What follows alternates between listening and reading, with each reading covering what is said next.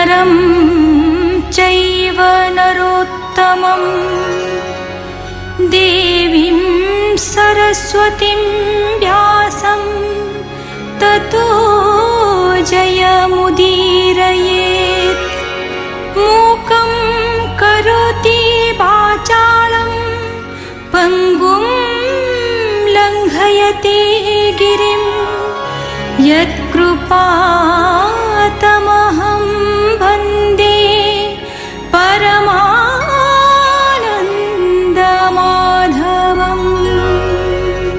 पूर्ण आत्मज्ञान और भागवत धर्म निरूपण करा जायछि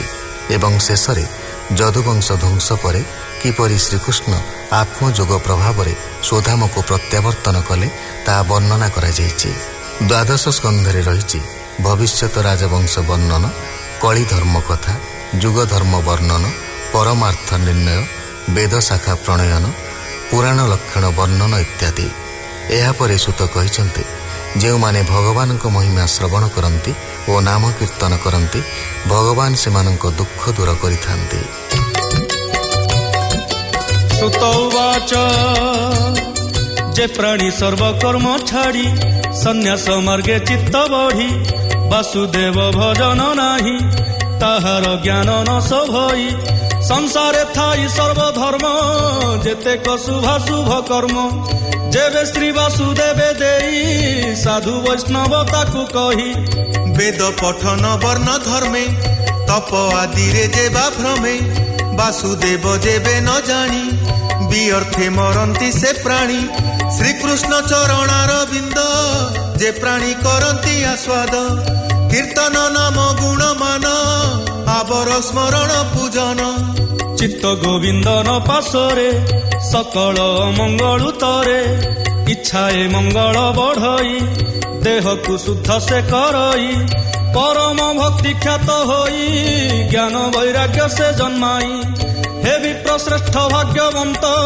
साधु पवित्र तुम्भ चित्त जगत आत्मा वासुदेव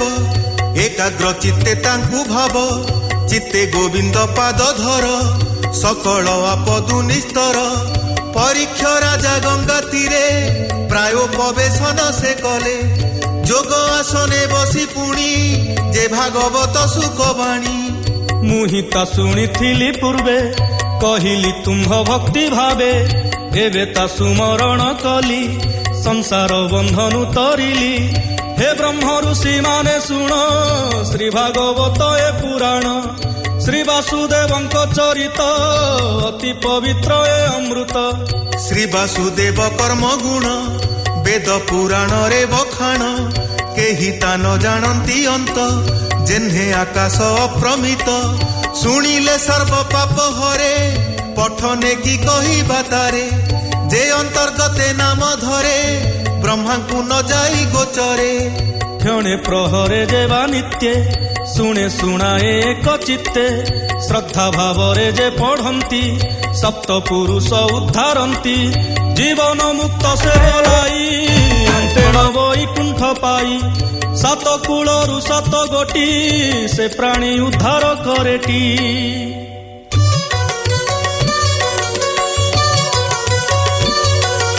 मातृकूल जे पितृकूल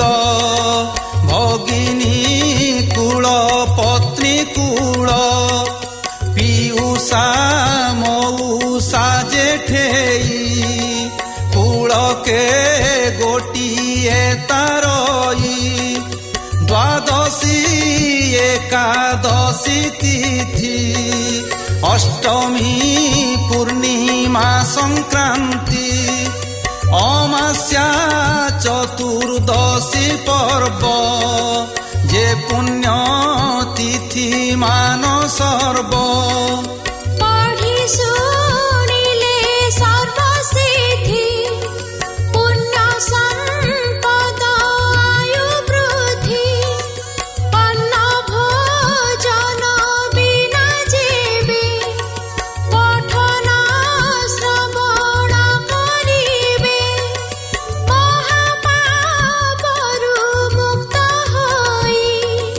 विष्णु राम का तिल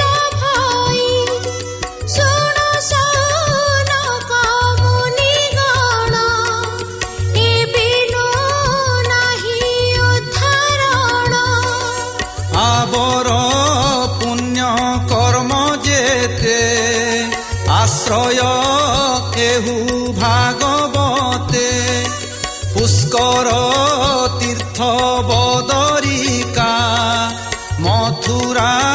প্রয়াগ দ্বারকা কুরুক্ষেত্র পুরুষোত্তম কাশীপুর উত্তম স্থান ସଂଯମୀ ହୋଇ ଯେଉଁ ଜନ ଦଶମୀ ଏକାଦଶୀ ଦିନ ଦ୍ୱାଦଶୀ ତିନି ଉପବାସ ସଂକଳ୍ପ ଚିତ୍ତରେ ଅଭ୍ୟାସ ନିଜେ ପୁରାଣ ଭାଗବତ ଦ୍ୱାଦଶ ସ୍କନ୍ଧରେ ବିଦିତ 335 18 ଗ୍ରନ୍ଥ ଶେଷ ଏହାକୁ ସମାପ୍ତ କରିଣ ପଢ଼ିବ ଏ 3 ଦିନେଣ ଏକାଗ୍ର ଚିତ୍ତ ହୋଇ ଶୁଣି ନିସ୍ତରେ ଭବ ତରଙ୍ଗିଣୀ ସର୍ବ ପାପରୁ ମୁକ୍ତ ହୋଇ ଅଗ୍ନି ଯେ ସନେ ସର୍ବ ଖାଇ ଦେବତା ମୁନି ସିଦ୍ଧ ଗଣ ପିତୃମନୁଏ ନୃପଗଣ ଅବିଘ୍ନେ କାମନା ପୂରଣ କରନ୍ତି ହୋଇ ତୋ ସମନ ସଂହିତା ଭାବିଣ ବ୍ରାହ୍ମଣ ଗାୟତ୍ରୀ ତ୍ରିବେଦ ପଠନ ମଧୁକୁଲ୍ୟା ଯେ ଘୃତକୁଲ୍ୟା ଦଧିକୁଲ୍ୟା ଯେ ଦୁଗ୍ଧକୁଲ୍ୟା ଏ ଚାରି ଦାନ ଫଳ ପାଇ ବିଷ୍ଣୁ ଚରଣୀ ପ୍ରୀତି ହୋଇ କ୍ଷତ୍ରି ଯେବେ ପଢ଼ି ଶୁଣାଇ ଶପଥ ଦ୍ୱୀପେ ରାଜା ହୋଇ ବୈଶ୍ୟ ହୋଇ ପଢ଼ି ଶୁଣିଲେ ଧନ ରତନ ତାକୁ ମିଳେ